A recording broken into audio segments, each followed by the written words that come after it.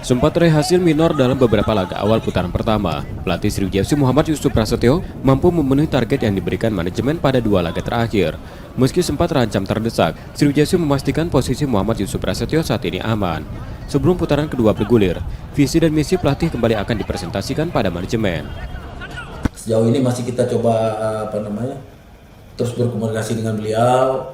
Mungkin ini saya mau cepat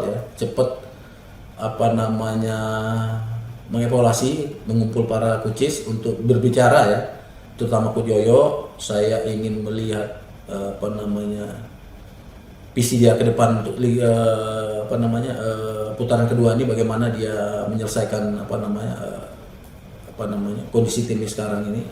Saya pengen dia memaparkan kembali apa yang dia lakukan di putaran kedua. Manajemen Sriwijaya FC juga akan berkomunikasi dengan pelatih untuk menentukan apakah membutuhkan tambahan pemain baru atau tidak. Nur Muhammad, Kompas TV, Palembang, Sumatera Selatan.